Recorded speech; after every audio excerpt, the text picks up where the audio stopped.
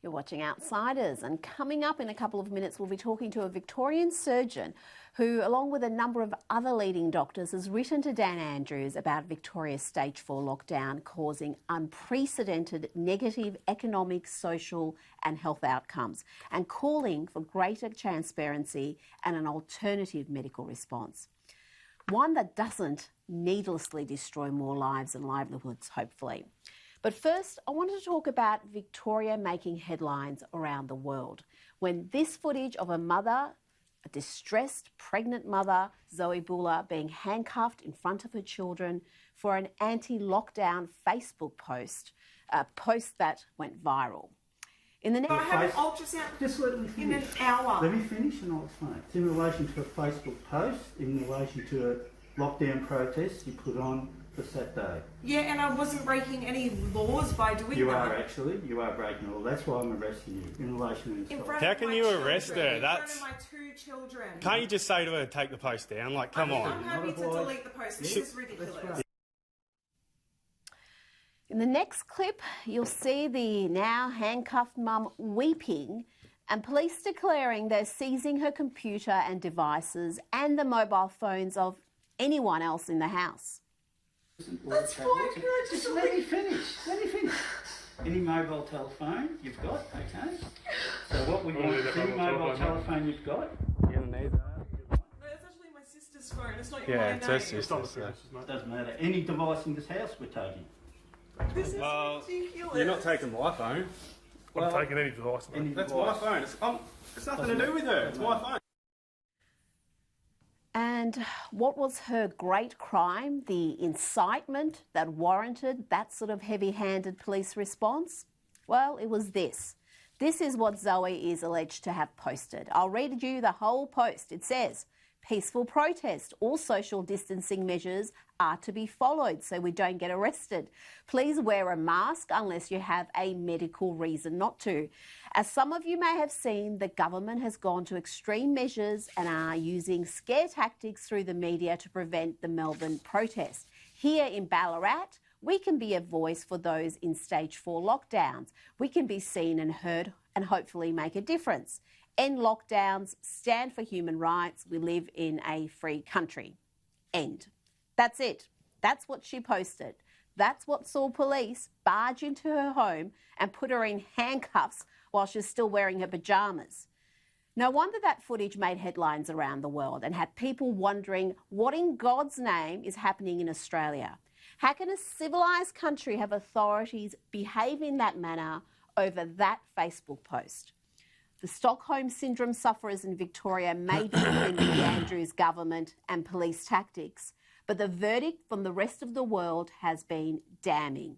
Victoria has been condemned as a police state and a cautionary tale of how rights and civil liberties can be lost when a populace is scared witless by hysterical politicians and often equally hysterical media, which is largely compliant.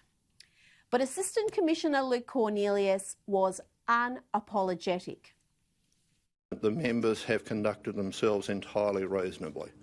They've been polite, they've been professional, and in this case we're alleging that this individual engaged in serious criminal behaviour, inciting a public protest at a time when public protest is unlawful. When he was asked why this woman was treated so differently to Black Lives Matter protesters, this was his response. So here's the thing. The organisers of the Black Lives Matter protest were on record saying, we are telling people who are coming to protest to comply with the directions. We are saying to people, observe social distance. We're saying to people, wear masks. We're saying to people, gather in groups of no more than 10 and keep 100 metres apart. Now, that's what they were saying. What? Didn't Zoe's post say precisely the same thing? Wear a mask, socially distance. And let's not forget, the 10,000 people who turned up to the BLM protest, they weren't fined and they did not stick to small groups. And they marched during a state of emergency when large gatherings were banned. And again, Zoe is in Ballarat, not Melbourne. and so she is under stage 3 restrictions, not stage 4. It appears Melbourne's own Chief Wiggum needs to acquaint himself with the facts instead of playing up to the media's Karen contingent.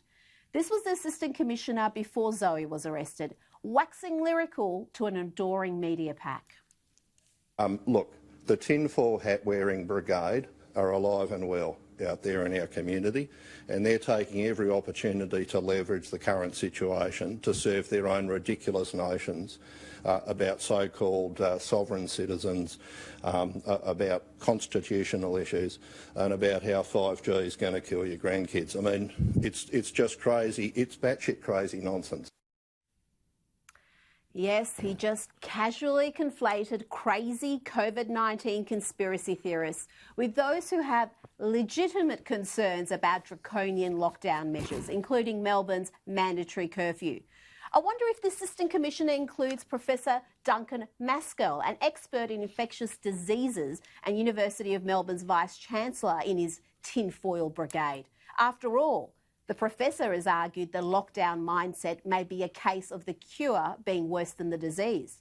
What about the leading Melbourne doctors, including professors and surgeons, including one we'll talk to in a minute, who have written to the Premier about the damage lockdown is doing to the community?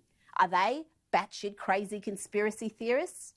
Talking about batshit crazy, let's go back to the BLM march, a protest for a race-baiting, anti-police, anti-capitalist group based in the US.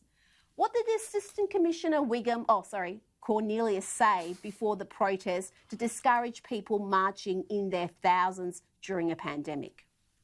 I want to be very clear in saying that Victoria Police understands and acknowledges the anger and frustration people feel about events taking place overseas and which are dominating our TV. We absolutely understand the sentiment and the anger that lies behind that.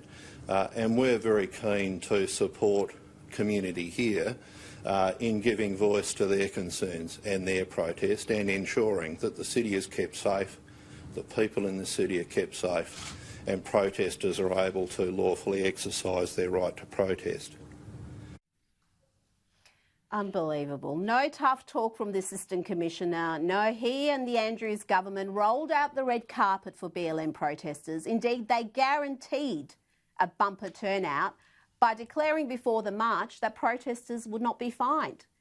We cannot have a police force that selectively applies the law according to political or ideological considerations. When it mattered most, Victoria Police was missing in action, including back in March, where Police Command declined to play an active role in Victoria's hotel quarantine program and pushed for private security guards to oversee return travellers. We all know how well that turned out.